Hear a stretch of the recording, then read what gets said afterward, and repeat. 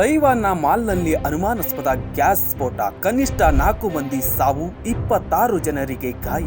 ಚೀನಾದ Taiwan shopping ಮಾಲ್ನ food counter ವಿಭಾಗದಲ್ಲಿ ಗುರುವಾರ ಬೆಳಿಗ್ಗೆ ಸಂಭವಿಸಿದ ಅನುಮಾನಾಸ್ಪದ ಗ್ಯಾಸ್ ಸ್ಫೋಟದಲ್ಲಿ ಕನಿಷ್ಠ 4 ಜನ ಮೃತಪಟ್ಟಿದ್ದಾರೆ, 26 ಜನರು ಗಾಯಗೊಂಡಿದ್ದಾರೆ ಎಂದು ತೈವಾನ್ ಸರ್ಕಾರ ಮಾಹಿತಿ ನೀಡಿದೆ. ಈ ಸ್ಫೋಟ ತೈಚುಂಗ್ ನಗರದ ಶಾಪಿಂಗ್ ಮಾಲ್ನಲ್ಲಿ ಸಂಭವಿಸಿದ್ದು, ಇದು ತೈಪೆಯಿಂದ ಸುಮಾರು 100 ಮೈಲಿ ದೂರದಲ್ಲಿದ್ದು, ಸ್ಥಳೀಯ ಅಧಿಕಾರಿಗಳ ಪ್ರಕಾರ ಬೆಳಿಗ್ಗೆ 11:33ಕ್ಕೆ ಮಾಲ್ನಲ್ಲಿನ 12ನೇ ಮಹಡಿಯಲ್ಲಿ ಸಂಭವಿಸಿದ ಸ್ಫೋಟದ ಬಗ್ಗೆ ದೃಢಪಡಿಸಿದ್ದು, ಅಗ್ನಿಶಾಮಕ ದಳಕ್ಕೆ ಮಾಹಿತಿ ಬಂದಿದ್ದರಿಂದ ತಕ್ಷಣವೇ 136ಕ್ಕೂ ಹೆಚ್ಚು ಸಿಬ್ಬಂದಿಯನ್ನೊಳಗೊಂಡ ತುರ್ತು ಸೇವಾ ತಂಡಗಳು ಸ್ಥಳಕ್ಕೆ ಬಂದು ಸಂಜೆ 5 ಗಂಟೆವರೆಗೆ ಹುಡುಕಾಟ ಮತ್ತು ರಕ್ಷಣಾ ಕಾರ್ಯಾಚರಣೆ ನಡೆಸಿವೆ ಎಂದು ಸೆಂಟ್ರಲ್ ನ್ಯೂಸ್ ಏಜೆನ್ಸಿ ವರದಿ ಮಾಡಿದೆ. ಈ ಸ್ಫೋಟದ ನಿಖರ ಕಾರಣ ಇನ್ನೂ ತಿಳಿದು ಬಂದಿಲ್ಲ. TVBS ನ್ಯೂಸ್ ಪ್ರಕಾರ ಮಾಡಿದ ದೃಶ್ಯಗಳಲ್ಲಿ ಕಟ್ಟಡದ ಮಧ್ಯದ ಮಹಡಿಯಲ್ಲಿ ಸ್ಫೋಟ ಸಂಭವಿಸಿದ ದೃಶ್ಯಗಳು ಕಂಡು ಬಂದಿವೆ. ತೈವಾನ್ನ ಅಧ್ಯಕ್ಷ ಲೈಚಿಂಗ್ ಈ ಘಟನೆಯ ಕುರಿತು ತ್ವರಿತ ತನಿಖೆ ನಡೆಸುವಂತೆ ಆದೇಶಿಸಿದ್ದಾರೆ. ಜೊತೆಗೆ